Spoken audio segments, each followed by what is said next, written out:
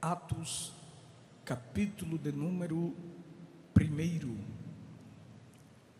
verso de número 4 até o verso de número 9.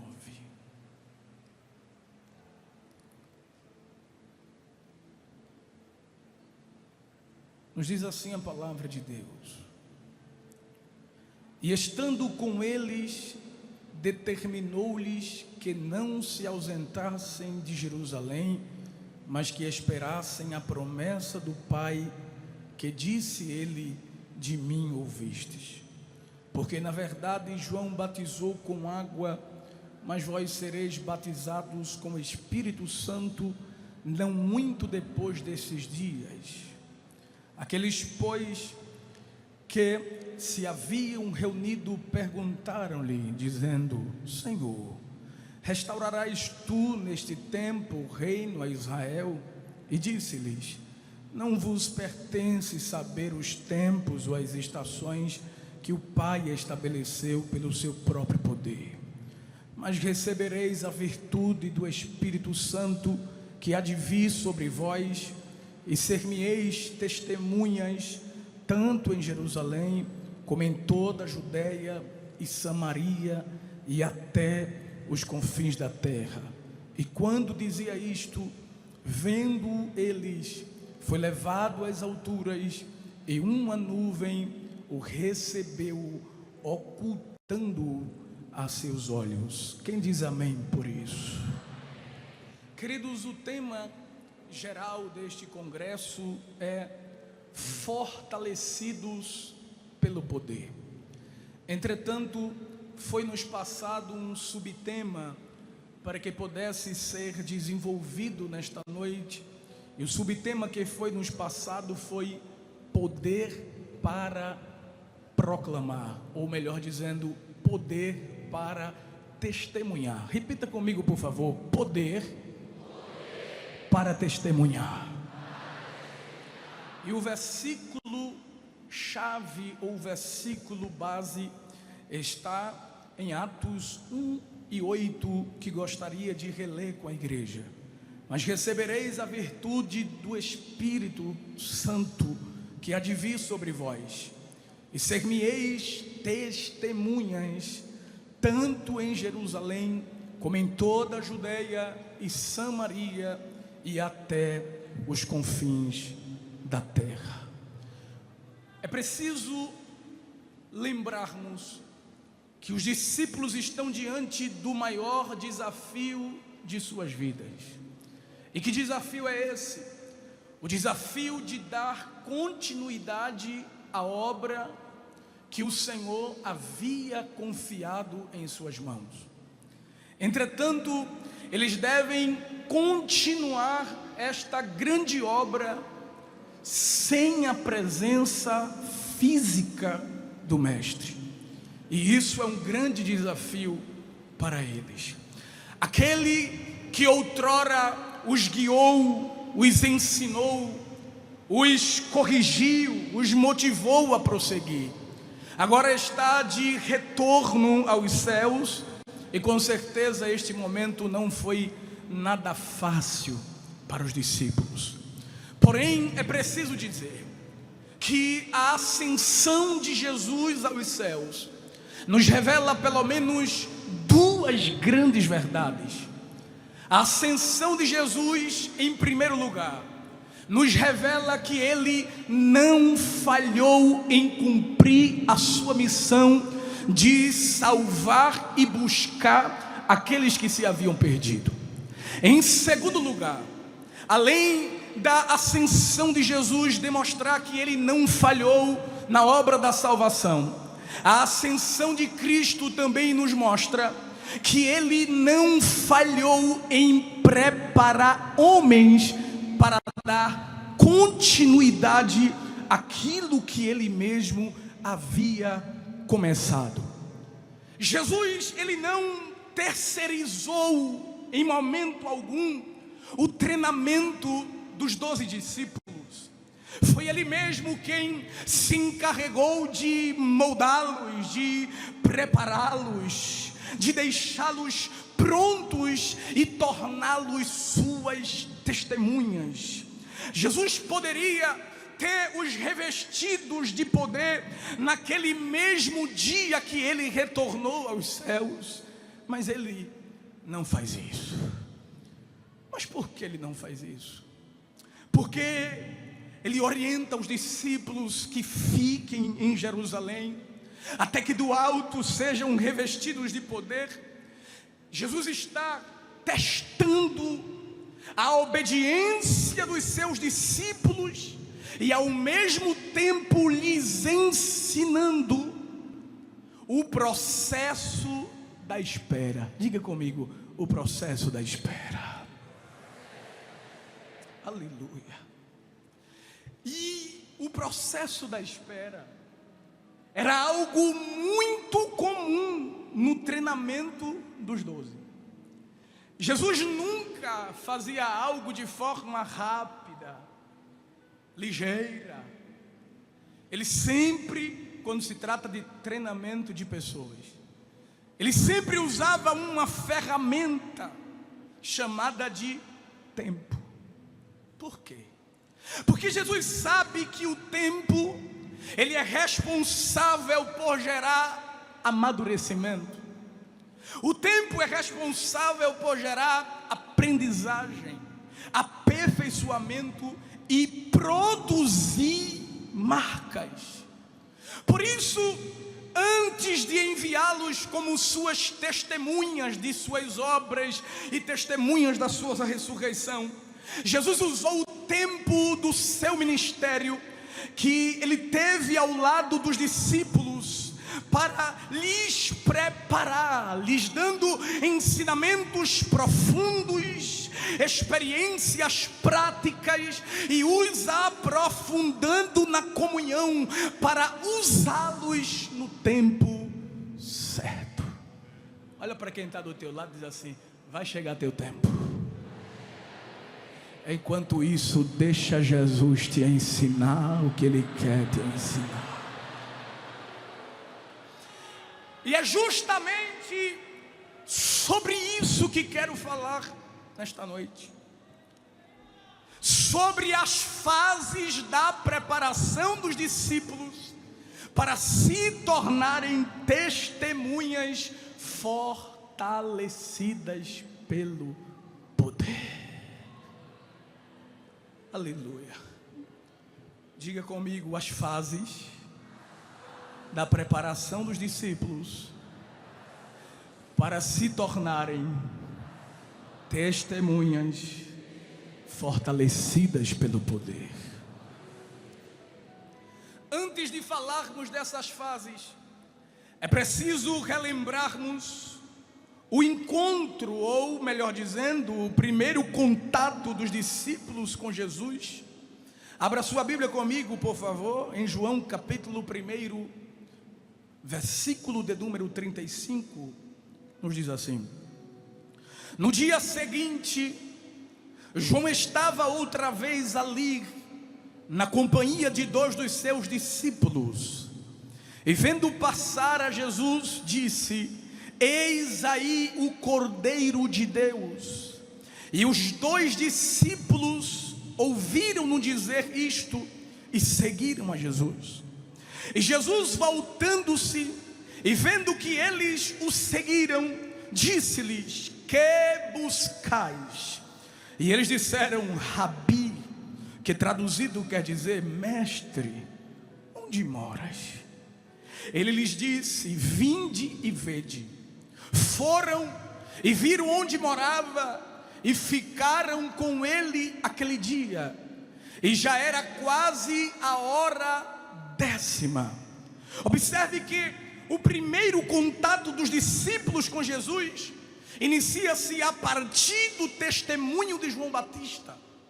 Observe que a mensagem de João, ela foi tão poderosa que levou os discípulos a abandonar o próprio João e seguir a Jesus.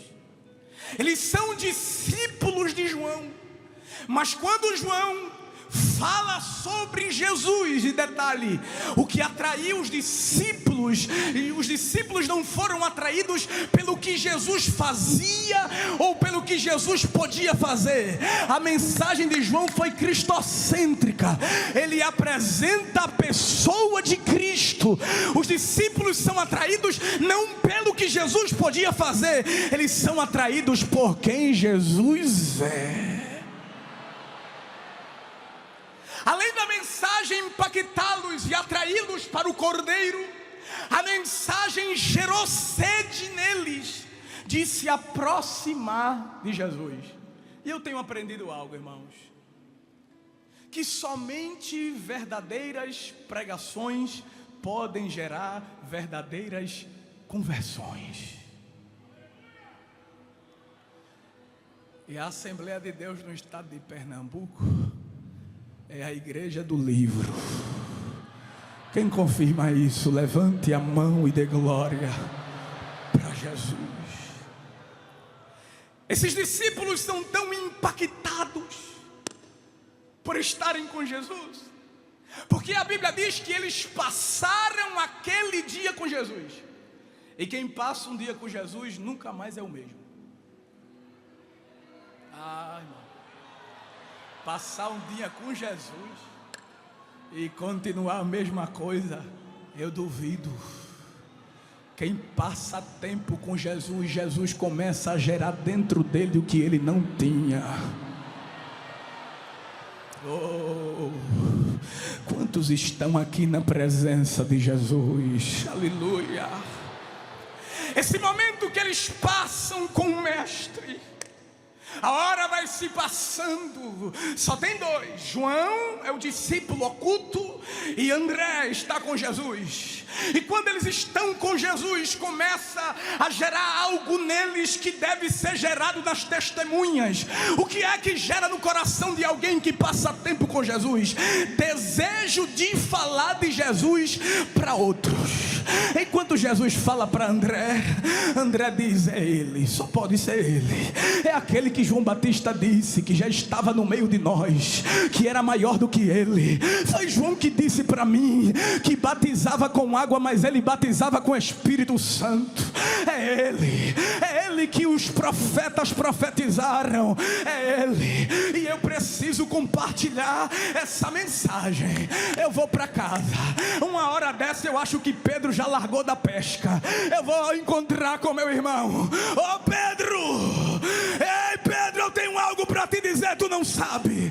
O que foi, André? Achamos ele, Pedro. Quem foi que tu achaste? Aquele que João Batista disse que já estava no meio de nós. Eu sabia que encontraria Pedro. Eu sabia que iria achá-lo. Ele já está há 30 anos no nosso meio e eu ainda não o conhecia. Quem é André? Achamos o Messias. Ele está no nosso meio, Pedro. Eita. A melhor coisa que tem é se encontrar com Jesus. Pedro, tu vem comigo, Pedro. Eu vou. Tu vai mesmo? Eu vou. Vem. Mas pelo visto, por causa da conversa que eu tive com ele, eu já acho que antes de tu conhecer ele, ele já te conhece. Quando Pedro chegou na presença de Jesus, Jesus disse: tu és Simão, tu não me conhece, mas eu te conheço. Mas a partir de hoje teu nome vai ser Cefas, teu nome vai ser Pedro. Pedro disse: isso é mistério, é muita revelação. Jesus disse: peraí que eu comecei agora. Eu vou preparar vocês. Tem homens na minha mente e eles farão parte de um grande projeto, e eu vou atrás deles. Jesus disse: eu vou lá, Pedro, na tua terra. Eu vou dar uma passeada lá na Galileia, porque tem uns homens lá. Para quem está lá no sul de Israel, para aqueles que estão lá em Jerusalém, os galileus não servem para nada. Mas eu vou atrás dos galileus. Eu vou buscar os galileus. Eu vou investir nos galileus. Os galileus são indoutos, mas eu invisto, eu capacito, eu preparo para fazer a minha obra. Levanta a mão, Galileu, levanta a mão, Galileu. Ninguém te escolheria, ninguém te chamaria, teu nome não estava nem na lista, mas Jeová disse: eu quero ele, eu quero ela, eu vou escolher para fazer a minha obra. Levanta a mão, Galileu. E ele acha Filipe. Olha, irmão, não precisa correr, não precisa querer ficar na frente para ser visto. É Jesus que acha. Pode se esconder por trás das bagagens, Jeová vai lhe achar. Pode se esconder dentro do porão, Jeová vai lhe achar. E ele já está procurando alguém aqui e está dizendo: achei Davi, achei Davi, achei Davi. Ele não dá viagem perdida, ele não dá viagem perdida, ele não dá viagem perdida. E a Bíblia diz, aleluia, no dia seguinte que Jesus ia a Galileia e achou a Filipe, disse-lhe: segue-me. Ai, meu, eu tenho que pregar pelo menos umas 2 horas para vir uma vida. E olhe lá, mas a mensagem de Jesus era curta. Vem.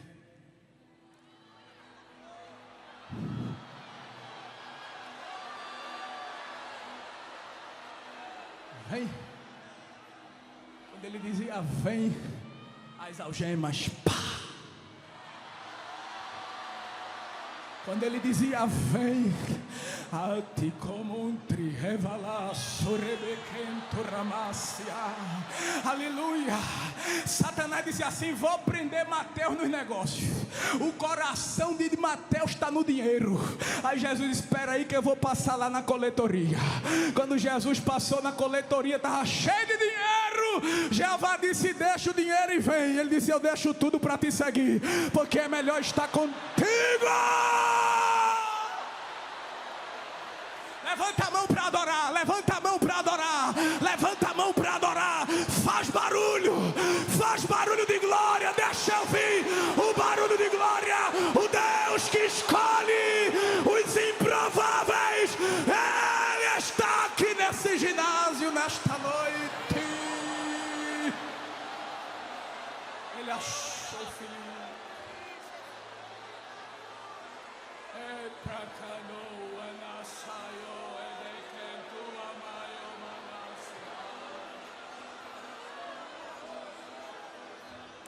Quando Filipe se encontrou com ele, disse: eu preciso chamar Natanael. O evangelho contagia, irmão. Eu estava, pastor, me permita, orando essa semana, com um pensamento aqui, e fiquei me lembrando e pensando comigo. Eu não conheço outro pastor presidente. Eu só tive como pastor presidente o pastor Ailton. Eu sou filho do ministério do pastor. Mas eu fiquei pensando: Senhor, um evento tão grande como esse, como a igreja cresceu. Se colocar no templo central, lota. Se botar no Geraldão, lota. Se botar na arena, lota também.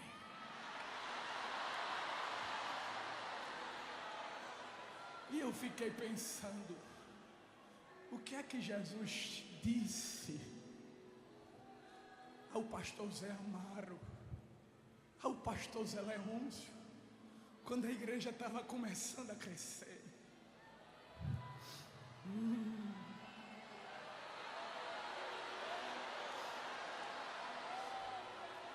Eles nem imaginavam que isso aqui estava, mas eles sabiam, eu tenho toda a certeza, porque o Deus das alianças mostrou, revelou e disse: eu vou fazer o povo crescer, eu vou fazer o povo crescer. Deixa eu ver, deixa eu ver, deixa eu ver. Levanta a mão, levanta a mão. Olha aí o que Deus faz nesse estado, porque o evangelho contagia. Filipe vai buscar Natanael. Quando Jesus se encontra com Natanael, traz revelações para a vida deles. E a partir deste momento, aleluia, eles passam a ser seguidores de Jesus.